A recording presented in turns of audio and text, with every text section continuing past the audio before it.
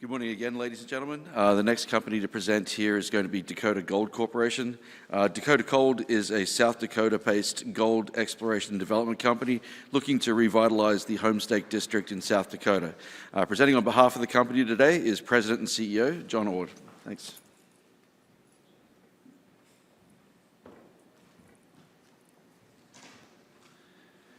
Thanks, Brian. It's a pleasure to be here. Good morning, everyone. Jonathan Odd, President, CEO, and co-founder of Dakota Gold Corp.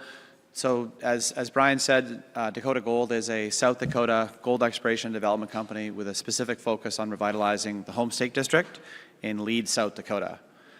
I likely will make a few forward-looking statements, so please refer to this disclaimer.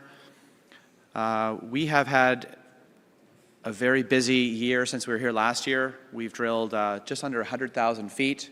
We completed the merger between Bob Quartermain's and my private company, JR Resources, and Dakota Territory Resource Corp. We uplisted to the NYSE American.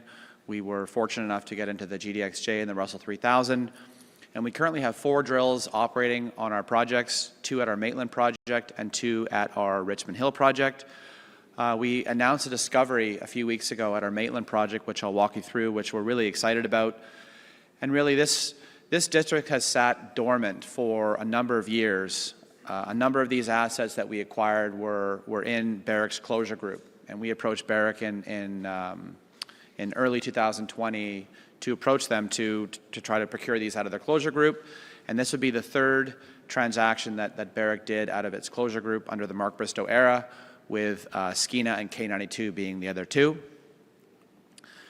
So for those of you that haven't been to South Dakota, it's a beautiful place. You can fly into Rapid City, and it's about an hour drive to the north. Our head office is in Leeds, South Dakota. So we are a U.S. company with a Canadian sub in with our Vancouver office. So one of the things that attracted us to this opportunity was the collection of geological talent that Dakota Territory Resource Corp had, led by Jerry Aberley, who was the last mine manager at Homestake before it shut down. James Berry was part of the team that discovered the North Drift discovery that Homestake had made in the early 90s, and worked also as a mine geologist at Wharf Resources. So cash position is just under $25 million, and we've gone through this fairly significant land consolidation from 3,000 acres to almost 46,000 acres. It's important to note that all 4 drill rigs right now are on private ground, again with 2 of our rigs being at Maitland and 2 of our rigs being at Richmond Hill. So when we refer to the Homestake District, this is what we refer to it as. So again, our head office is in Lead. You see the Wharf mine off to the west. That's the state's only producing gold mine.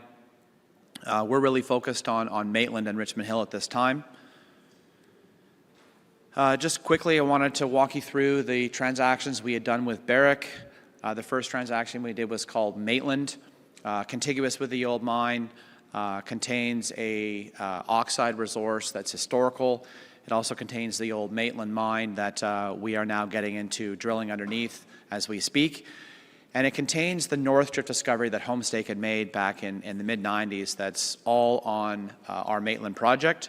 And again, it's important to note that Maitland and Richmond Hill are on private ground.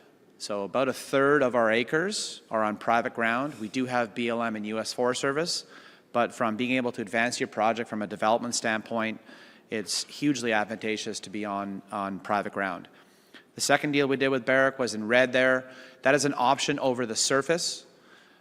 We did this to get exclusive access to Barrick's data, not only inside the mine, but outside of the mine. And that was hugely informative for this larger exploration program we've undertaken, and also the getting all of the data was hugely informative and has guided us in this exploration program. It also gives us a platform to potentially repurpose already disturbed land for future processing and development. The third deal we did was was on Richmond Hill. It's an option that we have until 2026 to exercise. 800 historical drill holes here. We are looking at converting all of these historical drilling into a compliant resource, which will be due out in Q1 of 2024. Most of the historical drilling at Richmond Hill was focused on oxide. So anytime any drilling would get outside of that oxide, they would stop drilling. Most of it was RC. So it's a big mineral system. We're really encouraged by what we're seeing, so stay tuned for additional results. This slide here is really what drew us to do this transaction, and on the right-hand side of the page there is the former Homestake mine, 40 million ounces. Early 90s, Homestake recognized that what they had was a finite resource and started to really look outside of the mine. And they drifted out, you'll see there on the left-hand side of the page, the North Drift discovery, which they hit quarter ounce, third of an ounce intercepts in Homestake formation. And we are now drilling the up-dip portion of that North Drift discovery now as we speak. When we started drilling last year, we were only permitted for 1 drill pad. We now have 8, so we have a lot more flexibility and opportunities to go further south towards the mine and then also north towards our Blind Gold project. So just really quick cross-section here. So when we started drilling last year, our primary goal was proof of concept. Our goal was to find mineralization in Homestake formation, and we were intrigued with what we were seeing in some of the historical data in the tertiary. And the discovery we announced a few weeks ago, which we have called Unionville, which is actually the name of the original claim back in 1876. We hit just under 120 feet of just over 0.10 ounces per ton in the tertiary. So 125 years of mining, Homestake never assayed for any tertiary mineralization, both inside or outside the mine. So we think this is a huge opportunity for us. We now have over 2,000 feet of strike length. We are looking to really try to find the limits of this thing. Now with this additional drill flexibility, both to the south towards the old mine and north to Blind Gold, we have a lot of room now to properly go after this target. The red boxes are intercepts we've encountered in Homestake formation. So similar to the tertiary intercepts we encountered in the first few holes, we didn't call it a discovery until we had a bit thicker, higher grade. So we're optimistic that we are on the cusp of really turning a corner and getting into a new ledge or new zone within the Homestake formation. So again, 2 of our 4 rigs are active here, and this is now the next focus for us, is to really try to establish whether this tertiary unit is one contiguous ore body going north towards our Blind Gold project, or whether it's 2 tertiary breccia pipes, and then to try to turn this corner with a discovery in Homestake formation. So just really quick from a perspective and scale standpoint, so you'll see on the left-hand side of the page there, 21, 19, and 17 ledge. These were 3 ledges that were mined in the old mine. So you can see the footprint, 1 to 3 million ounces. And when Homestake did step outside of the old mine, they had widely spaced drilling throughout the corridor, and it would be very easy to miss a ledge. However, in the drilling they did encounter mineralized Homestake formation in almost all of the holes. So this now, with this additional drill flexibility and 8 new platforms to drill from, we have more optimal locations to go after some of this historical drilling and really follow up and pick off where Homestake left off. So Richmond Hill, just a couple miles to the west of our Maitland project. You'll see some yellow erratic shapes there. We amended our deal with Barrick in the fall to incorporate some additional land. You can see that scar there, that open pit, that's the Wharf mine. Some of this new land is quite strategic. Richmond Hill is a past producer, a couple 100,000 ounces of gold. It was an oxide heap leach project. Again, it was in the Barrick closure group. 800 historical drill holes, very shallow.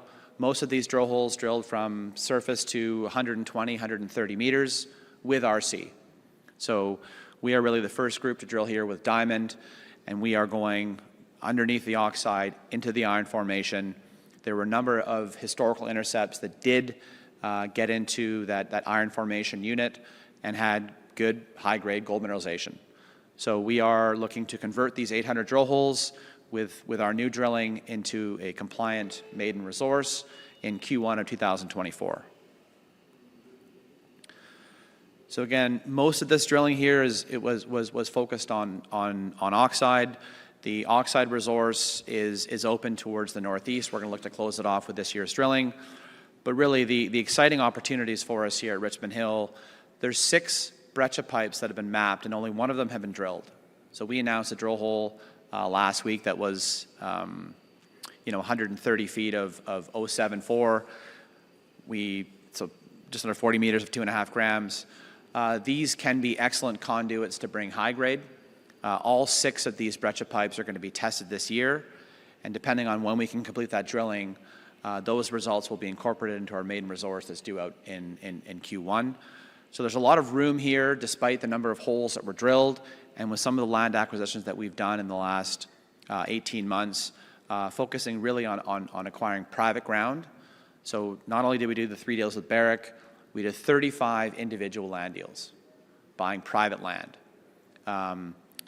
When we started this consolidation process, we were paying between $1,000 and $3,000 an acre, with a lot of money flowing into the Black Hills because it's a beautiful, cheap place when you compare it to cities that are in surrounding states. We paid as high as $12,000 to $14,000 an acre. With rates rising, that's kind of settled back into that $6,000 to $8,000 per acre range. So we've really consolidated this, and we now have an opportunity to really look at this from a district scale opportunity. ESG, really important for us. We have partnered with a number of local groups. We've partnered with the South Dakota School of Mines. We've partnered with and sponsored the Caterpillar Mining Hub. So Caterpillar has a mining hub in the old mine, which is at the 1,700-foot level. They're testing EVs and autonomous equipment. We are looking at some reforestation and some carbon credit opportunities. Almost our entire team is from South Dakota. Went to School of Mines, live in the Lawrence County, so Lead, Deadwood, Sturgis, Spearfish. And Bob and I recognized very early on that it'd be very hard to get a social license without a strong platform and strong ties to the community. So I do want to say a couple things about this slide. It's really important. Management's aligned with shareholders. We own almost 30% of the company. We're owners. Bob, who's sitting here in the audience, co-chair with Steve O'Rourke, really guiding the ship. Bob does not draw a salary or any compensation, and what he would make, he gives to our ESG committee. So full alignment with shareholders. Good cap table, good support. A couple of changes in the last year. Again, we got into the Russell 3000 and the GDXJ. I'm getting the boot here. Technically, this is led by Jerry Aberley and James Berry, and guided by our 2 co-chairs, Steve O'Rourke and Bob Quartermain. We did add a new addition to the board, Alice Schroeder, who, if you guys are looking for a new book to read, The Snowball, wonderful book. And we just brought on Patrick Malone from Barrick, who was running their closure group, to be our Chief Sustainability Officer. And just stay tuned for additional drill results from our Maitland project, both in the tertiary and in Homestake formation, and then additional drill results from Richmond Hill, and look for that main resource in Q1 of 24. So I guess that's... I think Thank you very much for your time. Yeah, brings us to the end of time. Thank you very much, Jonathan. Thanks.